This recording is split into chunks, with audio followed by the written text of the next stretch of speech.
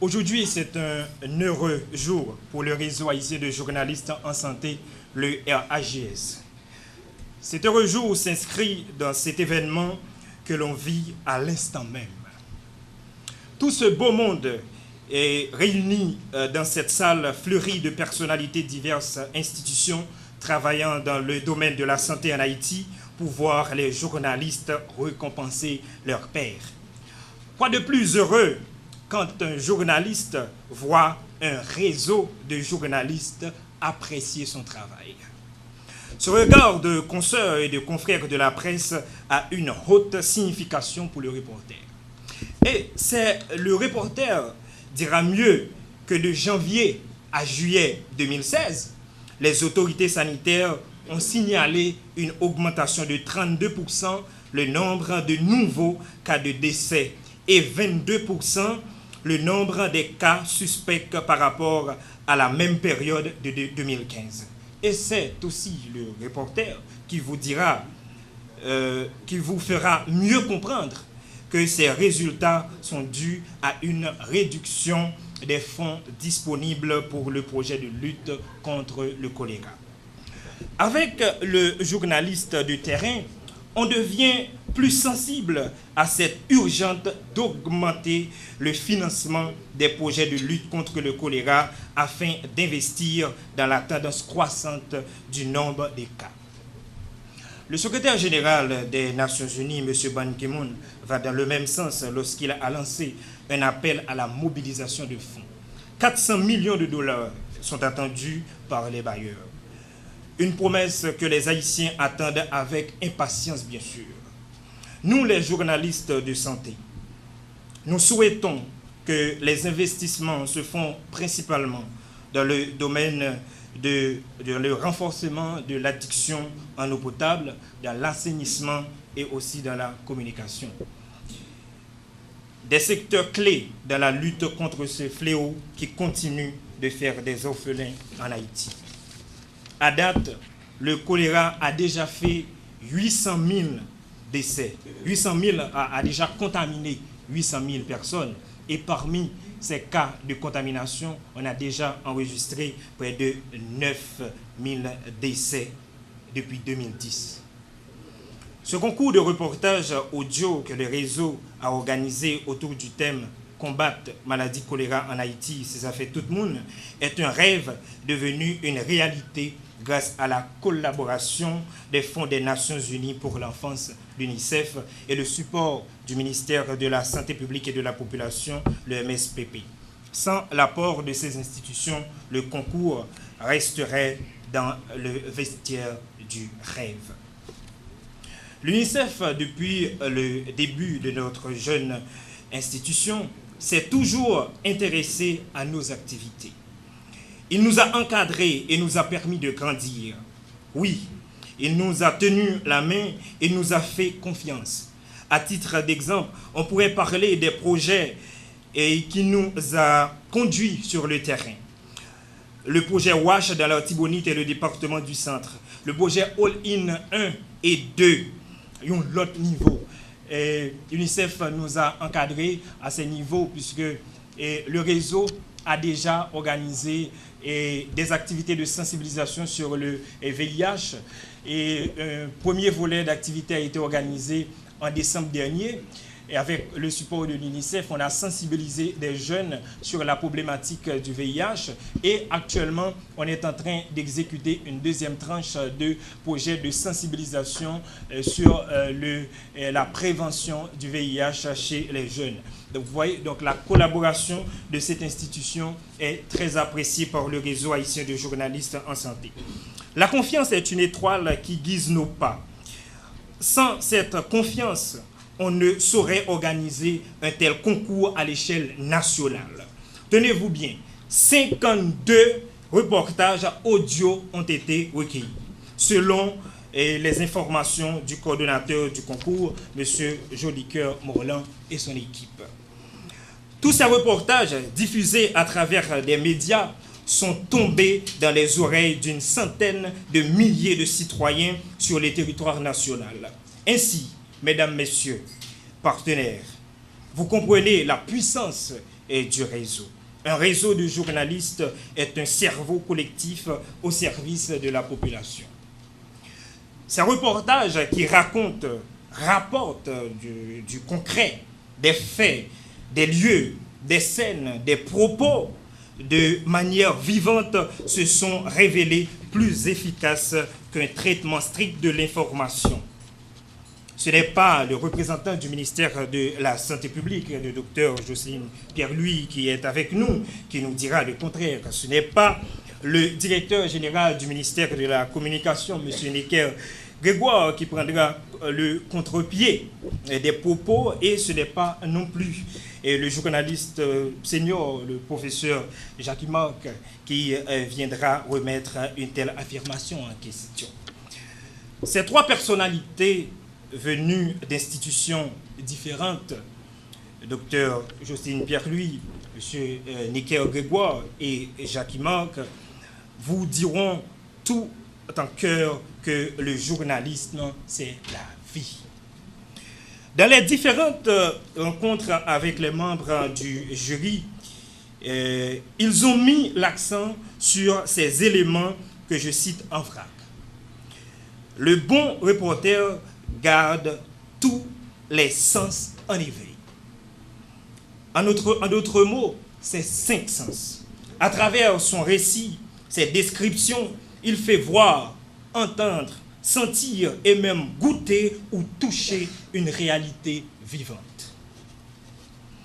Ce jury extérieur du réseau a fait un travail incommensurable. Nous les félicitons.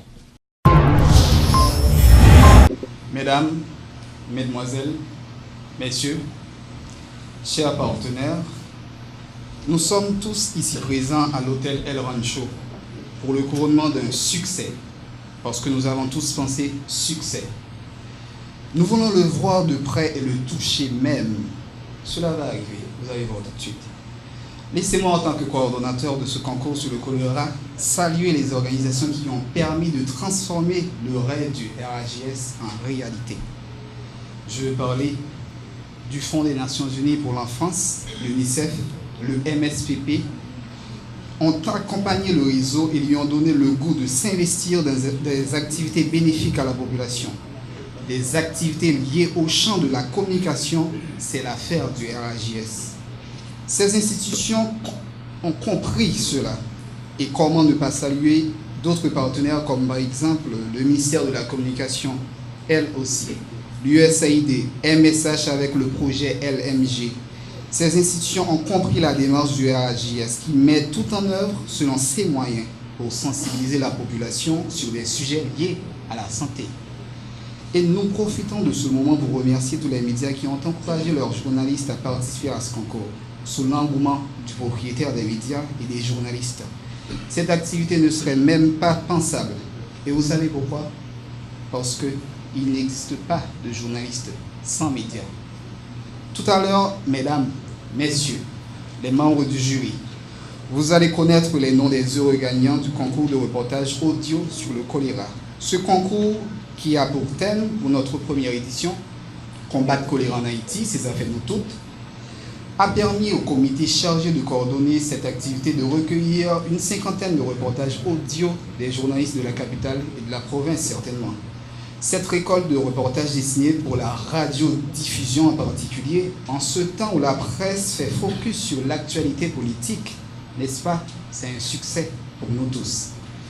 Mais succès ne date pas les noirs, nous voilà le talent. Ces travailleurs de la presse qui ont produit autant de reportages en si peu de temps, ils ont eu uniquement 2 semaines pour produire tout ceci, de cette quantité qui fait honneur au réseau, qui lui permet de mesurer l'ampleur de cette activité. Un jury a extrait les meilleurs reportages. Le jury a extrait les pépites en fonction de leur sensibilité et de leur également appréciation. Cette tâche n'a pas été facile, vous savez, pour les membres du jury. Moi, Joli Cœur Morglan, votre serviteur ou indéfectible serviteur, je n'aurais pas aimé être à leur place.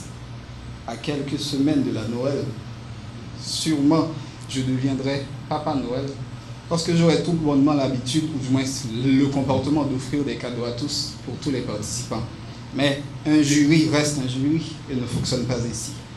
Un jury à l'œil critique et est mis sur, en fait, à la place de faire son travail avec conscience également. C'est aussi dans ce but, j'avais demandé au staff dirigeant du réseau de confier cette tâche à des personnalités à l'extérieur du RHJS. Qui sont ces personnalités qui composent le jury? Vous allez avoir une biographie de chacune d'elles dans très peu de temps. Il s'agit effectivement du directeur général du ministère de la Communication, M. Nickel Grégoire. Il s'agit notamment du professeur Jackie Marc, qui a une maîtrise dans le journalisme. Et à côté de ces deux grands et vaillants hommes, regardez-les bien, je vous en prie. Il s'agit également du docteur Jocelyne Pierre-Louis. Je vous demande de les applaudir une nouvelle fois.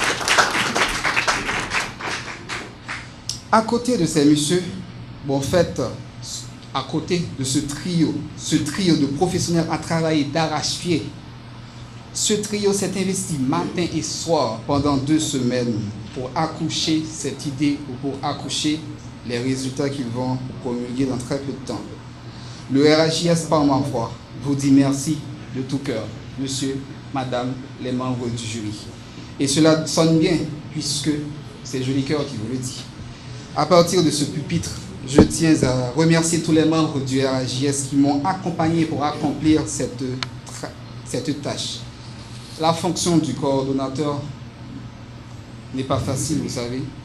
Ça m'a permis à comprendre et de découvrir les qualités et aussi les défauts des membres du réseau. Et on peut s'y faire, ça viendra. Et ce contact a introduit une sagesse en moi. C'est pour cela, à partir des expériences vécues et pratiques, je veux dire que je me sens plus ancré dans le réseau qui est devenu pour moi une seconde famille. Ce grand concours de reportages de sensibilisation sur le choléra a moissonné une 50aine de reportages audio, vient d'agrandir l'univers du journalisme de santé. La graine qu'on a semée a poussé. Amen, je vous le dis. Nous devons arroser cette plante afin qu'elle puisse grandir et nous donner des fruits. Merci à toutes et à tous. Je dois aussi vous dire que le jury était vraiment neutre. On ne connaît personne. Les reportages sont soumis avec un numéro de code. Jusqu'à présent, nous n'avons pas donné les résultats, ce qui veut dire même les membres du jury ne connaissent pas encore les gagnants. Mais nous n'avons que des numéros, nous ne connaissons pas non plus les gagnants. Donc c'est pour vous dire que nous avons pris le temps de faire un travail, je dirais, impartial. Pas vrai, messieurs? Ça nous a coûté du temps. C'était pas facile. Le docteur Odile l'a souligné aussi, c'était pas facile. Mais si je me permets de faire quelques remarques avec l'approbation de mes collaborateurs, et on espérait vraiment beaucoup plus. On s'attendait vraiment à avoir mieux. Mais on a eu quand même quelques reportages qui, je ne vais pas dire qu'ils se sont détachés du lot, mais puisqu'il fallait faire un choix. On a choisi et on espère que notre résultat sera apprécié. Alors rapidement, pour vous dire que les critères sur lesquels on s'est statué, d'abord, les participants étaient au courant qu'il fallait choisir un angle. Et l'angle a été soumis avec le support. Mais nous avons insisté sur la forme, le ton utilisé par le reporter. Parce que des fois, on écoute des reportages et ça ne vous dit rien, alors qu'au fond, le sujet peut être assez intéressant. Mais c'est la façon de dire. Donc, dans un reportage, la vivacité de ce qui ressort en termes de message doit aussi retenir notre attention. Nous avons insisté sur l'écriture journalistique. C'est pour ça que j'étais encadré de les 2 communicateurs. Et on avait voulu que l'écriture soit vivante. On a tenu compte également du fil conducteur, ce qui veut dire de là où le reporter nous a capté pour nous amener à la fin du reportage. On a tenu compte de tout ça.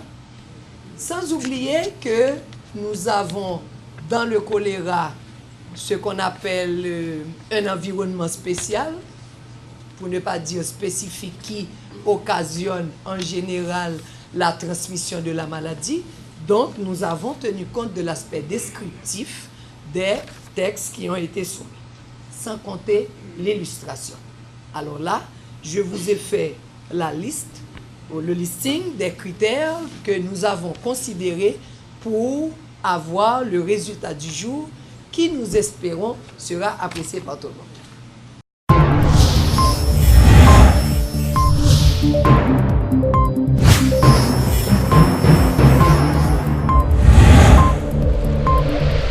J'ai appris plein de choses. Je suis encore plus honorée d'être ici qu'avant. Et je pense que la raison principale pour laquelle je me trouve ici, c'est parce qu'on a un but partagé, c'est d'informer par rapport à ce fléau que représente le choléra en Haïti aujourd'hui et de chercher à améliorer l'accès à l'information qui peut protéger des familles et en particulier des enfants du choléra.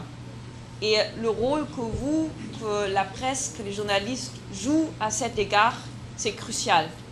Et je suis profondément reconnaissante pour ce que vous avez fait, pour tous les reportages que vous avez faits, dont j'en ai vu ou entendu certaines. Et je pense que le partenariat qui existe entre le ministère de la Santé, entre vous, entre les RHIS, c'est précieux parce que c'est à travers vous que des familles, même dans les zones les plus reculées, peuvent avoir accès à l'information qui peut leur servir et qui peut leur sauver la vie. Donc, merci beaucoup et j'espère que cette collaboration, c'est à travers ce concours, mais ça va encore se poursuivre. Peut-être vous le savez, l'année prochaine, l'UNICEF va lancer un nouveau programme de pays de 5 ans.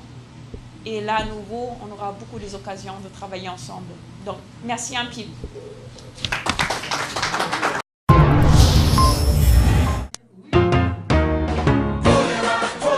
Maladie la tchouloulou, c'est lui qui mettait de l'eau à genoux. Maladie qui m'a délavé mes nous, pas quitter les